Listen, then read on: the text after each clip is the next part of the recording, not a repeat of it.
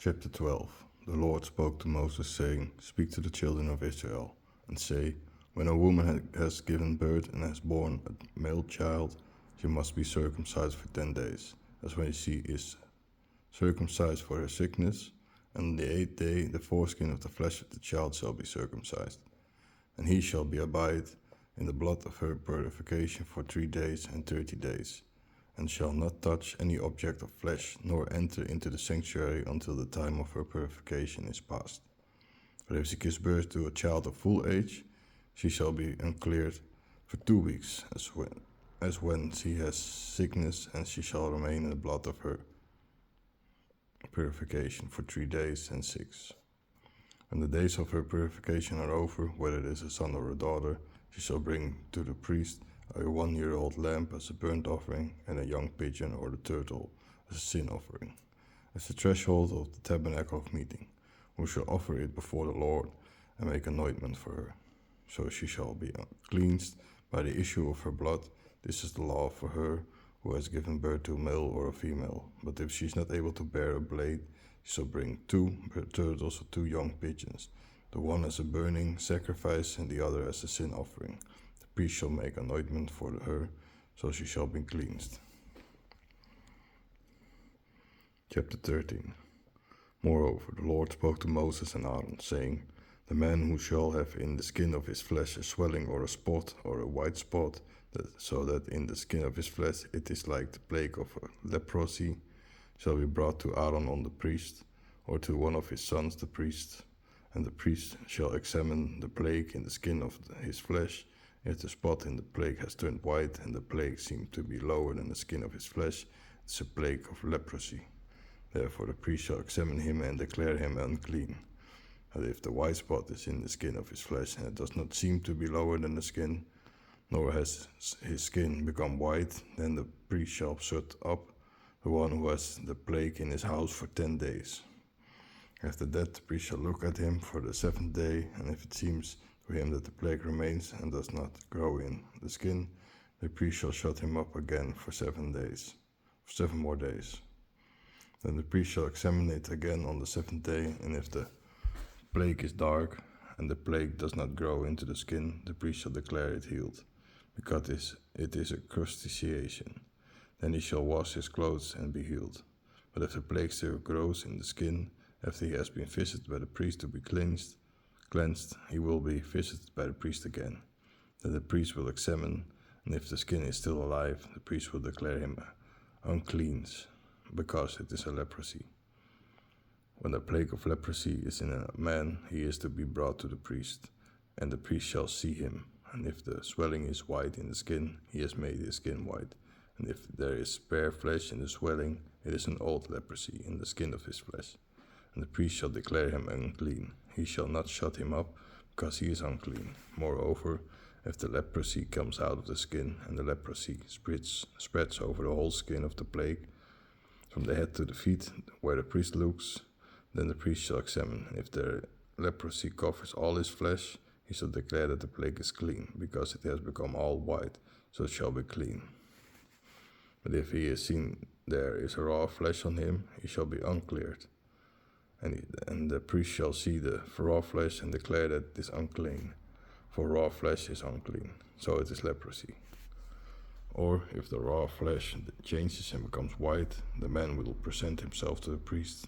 The priest shall observe it, and if the plague be turned white, the priest shall declare that the plague is clean, because it is clean. The flesh in whose skin there is gall also is healed. If in the place of the gall there is white swelling or a white spot somewhat reddish, it shall be seen by the priest. When the priest sees it, if it appears lower than the skin, it is hollow, is changed to white, the priest will declare it uncleared, because it is a plague of leprosy, which has broken out in the gall. But if the priest look at it, and there is no white halo, and if it is not lower than the skin, but it is darker, the priest shall close it for 10 days. If the spot spreads in the flesh, the priest shall declare it unclean, because it is a plague. But if the spot remains in place and does not grow, it is a burning gall. Therefore the priest shall declare it clean. If there is flesh in whose skin there is burning, and the quick flesh of this burning has a white spot, somewhat reddish or pale, and the priest shall look upon it, and if the spot turn white and appear lower than the skin, it is of leprosy broken out in the burning. The priest shall pronounce it unclean, for it is a plague of leprosy. If the priest looks at it, and there is no white halo in the spot, and there is no lower than the other skin, but it is darker, the priest shall shut it up for 10 days. Then the priest shall look at it on the 7th day. If the spot has grown on the skin, the priest shall declare it unclean, for it is the plague of leprosy. If the spot remains in place without growing in the skin, but it is dark at its onset of the burning, therefore the priest shall declare it clean, for it is in the draining away of the burning. If a man or woman has sore on his head, or is in his beard, the priest shall declare him clean, because it is a drying up of the burning. The priest shall see his sore, and if it appears lower than the skin, and there is a small yellow halo therein, the priest shall declare him uncleared, for it is a black spot and leprosy of the head or beard. And the priest looks at the plague of the black spot, and if it does not seem lower than the skin and has no trace of a black spot, the priest shall shut it up, the one who has the plague of the black spot, in the house for 10 days. Afterwards, on the 10th day, the priest shall look on the plague, and if the plague spot does not grow, and there is no trace of yellow blood in it, and the black spot does not seem lower than the skin, then it shall be removed. But the place of the black spot shall not be removed, but the priest shall shut him up in the man having the black spot for 10 days more. On the 7th day, the priest shall look at the black spot, and if the black spot does not extend over the skin and seems lower than the other skin, the priest shall bring him in, and he shall wash his clothes and be clean. If the black spot extends into the flesh after the cleansing, the priest shall wash his garments, and he shall be clean. Then the priest shall look upon him, and if the black spot grow in the skin, the priest shall not look for the young man's hearing, because he is unclean. But if it seems to him that the black spot remains, and the black spot grows therein, the black spot is healed, he is clean, and the priest shall declare him clean. Moreover, if there are many white spots in the man's or woman's skin, the priest shall examine if the spots in the skin of their flesh are a little dark and with white in all. It is but a white spot or split in the skin, therefore he is clean. The man whose head has fallen off and is bald, he is clean. If his head loses its scar in the front and is bald, he is clean. But if there is a white and reddish plague in the head or in the bald forehead, it is leprosy springing up in the head or in the bald forehead. Therefore the priest shall examine him. And if the plague is white and reddish, and in his head or in his bald forehead, and it appears like leprosy in the skin of the flesh, is leprous and unclean. Therefore the priest shall declare him altogether unclean, because the plague in his head. The leper who had the plague shall rend his garments, strip his head naked, put a hood over his lips, and cry, I am unclean, I am unclean. As long as sickness is upon him, he shall be defiled, for he is unclean. He shall dwell alone, without camp, his dwelling place. Even the garment in which the plague of leprosy is found, whether of wool or of linen, whether in a warp of wool, or of linen or wool, or the skin, or anything made of skin, and of the plague is green or somewhat reddish in the garment, or in the leather, or in the warp, or in the wood, or in anything made of leather, it's a plague of leprosy, must be shown to the priest. And the priest shall see the plague, and he shall shut up the sick person for 10 days. And he shall look at the plague on the 7th day, and if the plague grows in the garment, or in the warp, or in the wood, or in the skin, or in anything made of skin, that plague is in fearful and unclean leprosy. He shall bury the garment, the warp, or the wood, whether it be wool, or of linen, or anything made of skin, in which the plague is found. For it is a fearful leprosy, therefore it shall be burnt in fire. If, however, the priest sees that the plague does not grow in the garment, or in the wood, or in whatever thing of skin it is, then the priest shall command them to wash the thing in which the plague is, and he shall shut it up for another 10 days. Then the priest shall look at the plague after he has washed it, and if the plague has not changed its color, Even if the plague has not grown anymore, it is unclean. You shall bury it in fire, because it is an internal plague, whether the spot is in an uncovered place of the whole or in part of it. If the priest sees that the sore is darker, he shall, after washing it, cut it off from the rope, or from the skin, or from the warp, or from the wood. If it still appears in the rope, or in the warp, or in wood, or in anything made of skin, it is a spreading leprosy. You shall bury it in the fire, the thing in which the plague is. You have washed your rope, your warp, your wood, or anything made of leather. If the plague is gone, you shall wash it a second time, and it shall be clean. This is the law of the plague, of leprosy in a robe of wool or linen, in a sheet or in cloth, or of anything of skin, to make it clean or unclean. Chapter 14. The Lord spoke to Moses, saying, This is the law for the leper on the day of his cleansing. This is the law for the leper on the day of his glaciation. He shall be brought to the priest, and the priest shall come out of the chamber and examine him. And if the plague of leprosy be healed in the leper, then the priest shall begin to take for the leper 2 alien and clean sparrows, a cedar wood, a leatherface, and a hyssop. The priest shall kill one of the birds with pure water in an earthen vessel. Afterwards, you shall take the shot that lies with the cedar wood, the scarlet lace, and the hyssop, and dip them together with the shot that lies in the blood of the killed shot, outside the water. You shall sprinkle 7 times the one who is to be weeded out of his leprosy, and he shall weed him out and let go the sparrow that is dead in a wide field. Then he who has been censured shall wash his garments, and take off all his clothes, and wash himself in the water, so that he may be clean. After that he shall enter the host, but he shall remain outside his tent for 10 days. On the 7th day he shall cut off all his beard, his head, his beard, and his eyebrows. Then he shall cut off all his beard and wash his clothes, and wash his flesh in water, so he shall be clean. Then on the 8th day he shall take 2 lambs without blemishes, and 1-year-old ewe without blemish, and 3 tithes of fine flowers as a food offering, mixed with oil, and a pint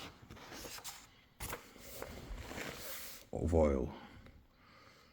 The priest who will purify him shall bring to the man to be purified to these things before the Lord in the hall of the tent of the meeting. Then the priest shall take a blade and offer it as a guilt sacrifice, and a pint of oil, and shake it on either sides before the Lord. He shall kill the lamb in the place where the sin offering and the burnt offering are killed, that is, in the holy place. For as the sin offering is of the priest, so is the sin offering, for it is the most holy. And the priest shall take the blood of transgression and put it on the lip of the right ear of the one who is to be incensed, on the thumb of his right hand, and on the big toe of his right foot.